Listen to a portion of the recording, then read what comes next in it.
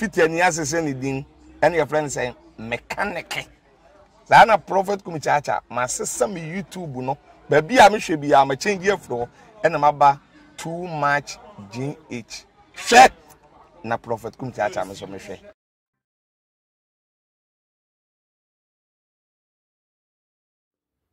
enkosi da bay sa ne yo tantan ne yo fin ne yo nyanyan no enkosi da bay na so nye obi na aye bibie eye Tracey buache na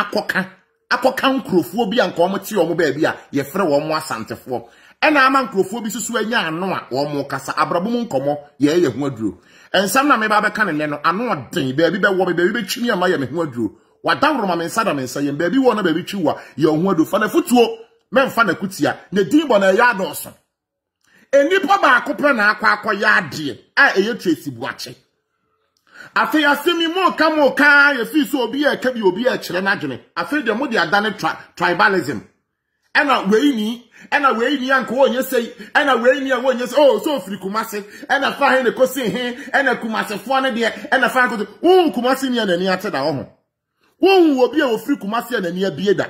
wo obi e ofiri kumase a sabi producer under ni yo hunu bie de sabi akora ne ye no wo hu bi da ho na wan kasa tribe kora wo firi mu ba ne da bia wote no wo hu obi e obetimi adi nsem hunu a e chen Tracey buache de no e wo honom da ho ene na wutiri mu odin na nokore e na wo mpesa wo beka abusia tribalism ye kase de kan ya bra bo ho a emmoa ye Ghana fo e ye one love one people one Ghana ye nyina ye nipa baako so ko broma mu a say ye ko broma mu a sabi producer wo benya bodam ni a owo kuro no mu no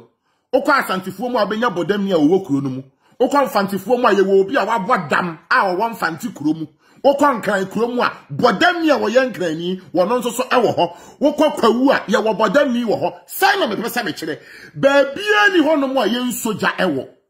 ekuro bia mensem wom na me wasem bia metaka mi se wo bia banye wuyi wanimu a wo de na ye bo eye Tracey buache na akoka nkrofo bi na enso so se wo se wo de wadwene ye na wani ate na wo hye agya ye agare na se bodam ni beyi wo ntoma na se wo de wo ho se adi na chi a na won so so de wo be ye no wan kasa fato aso ade be na mo de tribalism wo be fra de na Asantehene na ofiri ho na obetena ankran ni nti no na fa ahi ne ko anya asantefuo nyina na be de suban na akra na da na di no dabi ena suban na akra na da na di no nso ye wo tribe foforo a wo mu nipa wo mo da de che saa adi pie na mpie abusia mama mo fa tribalism me ka de we se ho kra na Asantehene buru ni infantini nkrani ayigwani pepani ni hwanfo ni nyina no ye keka bo mo ye nyina ye nipa baako utwa ye ho a emoja beba Asantefo nkwantimi nkyekere Ghana ma ne nye yie emfantefo ye de mamu ko mu bepu ye de man kranfo wo mu ko mu bepu ye de mabonofo wo mu ko mu bepu enkrani kakra pepani kakra kwawuni kakra hwanhwan ni kakra hwanhwan ni kakra hwanhwan ni na aka bom ni enya one Ghana eti wo ye panyimu na sabi producer wutimi kasa ma obitie ananse wutimi to credit 2 series that dey matomi die na betena ni mu na woni asem ka opa credit no fafre wakura ase na di wakura ase nkomo emekansem bi a ekwa akofa oyeni anantokwa de aba wutimi nya wata de bi wo top and down bi na se wo hye na wo pe video de aye ama nkrofo ahunu se de bia wasi afa wo ho na se wo hye na video na wo ba abaye no emfa asumdue emba saa time na wanya ne atare na wahye no pepati bi ewo wakura ase ne fakọ abrabom nkomo yegusu ye ho aduro tribalism ya bia se ya hwe ya oye na de bebra wo man Ghana no enya asam ketwa mumye ntwa saa de no mu abusia kasa bi honom krampo ye fra ne ntoma ye wo ho isa wo so be ka ne kra so ye buru ni wo ya nwura ni wo ya mfantini wo ya Asantehene a wo hwe ne wo so be ka ne kra ewo abusia fie o maame wo papa etimi ka kire wo saa tribe we de menkomo mu ka ne fie uba tribe ni din menye obi me kwa kwa muka ni fie o wose hade menko ba se nipo na ni atepa o megina bonten meka because o be kana bonten a eden tokwa beba ehhehye mo ho na ewe mo enti asem bi o honom na wo pia bonten kra pa ba be kan ye fra ne ntoma ye nka ni bum bum sa de be ye eden tokwa beba munja tribalism na mo de be bata Tracey asem ho no na ye pe wo ma Tracey yie pa twi akra na nim yie pa enka ye ni kuro ma santefo no onu ani kuro ma santefo no o ma twi na nim pa anka de be biem na o monye no anka o mo fo ni si awiem na o mo ntwa na chimpre na anka o mo nyini fra santefo mu ana Anasa se bin producer anka wo mo nhye na nimu no so. Ana mo pese nka de be no mo pese nka Tracey nka wo asantefo na ye no. Ansa na mo hu se asantefo no ma ye bibi. Ye musa se trouble dodo sei ena nka wo hu nipa koya ade ati sei ya. Wo mo nkrofo betimi aba abegina ho no mo abetwi nanim te se de asantefo yi o ma ye Tracey. Abusiafo se oba odwinsogu na aso a ye huhuro ye ntwantwene.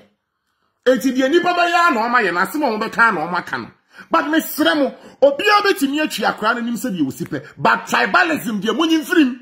ena kumasefo ena hwanwanfo ena hwanwanfo ena munyai sansam ne keke yensem hunu nyansa bi anim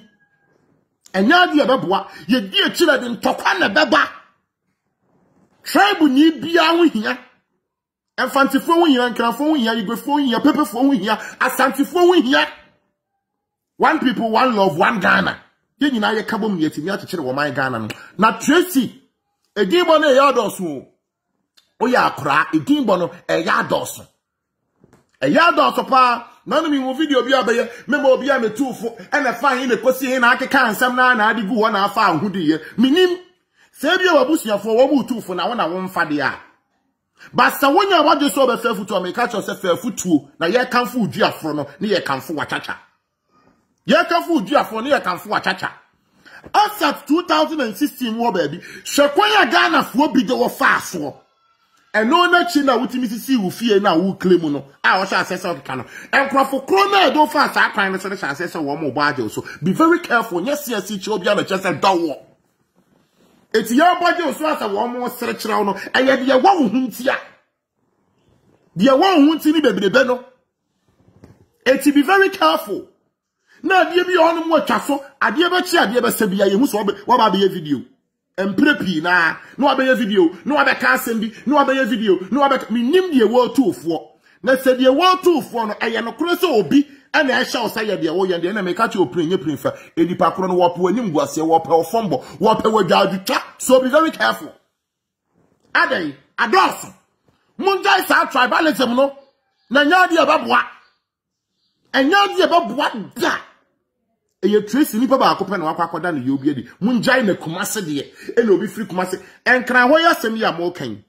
enkran fon ko ntimi nkekere enkran man kran de aye no anwonafo wom fantefo wom ebunufo wom asantefo wom pepefo wom ena no man kran aye nkran eti so obi free baabi na so obi ba na obeda ne yobi edi a ma mo mfa nkofro ni kurobofo nyina na so de wontimi nhya wo ho so na bibi nti bi akurofo bi mu wompe wo mo ne ya na se wo mu so a sabaya nkofa ntokwa man wo pia bonti abekasa ye frasam ne ntoma mema mo mfa tribalism be ka se we ho da shane se me ne wo kasa kokoduro kwan so nya hantan ahomaso ana se dwe kwan so one Ghana one people one love ye nyina ye kabom ne yatimi akekere wo man Ghana amana ye yie eye nipa ba akọ na akọ akodi nsem hu ena wakọ akọ ye bibi a ensem fata ma mo mfa nkofra santefo ma nyina ma mo mfa nkofra santefo ma nyina ye mu binom no ye nkurofo bi fifira sante ho na eba ye nkurofo bi fifire bunu ho na eba mfante ho na eba nkran ho na eba pepefo side ho na eba ena ya keka bo ma na awon to aso ena ye gina ba bia ye gina ni eti so ko ka ba akọ bi na me ka se sebi project sampanyin for say kwasia na kase ye de no ye ndeme ena akoto sa abo ni si unua so a kase sori ye so nkase won sori na tu ofiri ne so a wo de beba wo so atwiw ne sa wo a ye hu aduro abrabo mu nkomo ye guso ye hu aduro obi ene won ma wa pa afutu hu me mpa ho na wo mpa ho etisa asem we no wo de ye tribalism ana se wo ye obi a otade nsem ye tribalism fa afutu won nsem ya mekan mu na beba yankopon wo hwa ma hwefo ne metiefo na wo tutu mo na mo nsi ye mo nkoso ana mo nka me mpa bo medom any side was on takrache na wadan for bi so on pema se mon yadame because of me say me making dia but cho me ankasa me mfa say nipa ne ho ena me yada no simply because me nim say etipaye ne master ene paracetamol ena afi so no me nim say ekom ne master ene omen baifuo bia so empa de pa enti wo a wo domye no wo na huhia me na me ka cho say be very careful na mu ani na ho ne hwemu say de bia beti abrabo mu nkomo dwumadie sade be ya wo mo ntwewa dwene mfiri dwumadie yi so ema wani mra wo ho so eba ne sa wo metimi de nsia ada ahon kroma krawo emre foforo ye be se hia me ka bibi na so wani anje ho a me sada me nsa ye mfa kyem hye no say me ne wo kasa wa kokoduro kwan so enya homaso ahantan ana adwe kwan so tribalism emwaga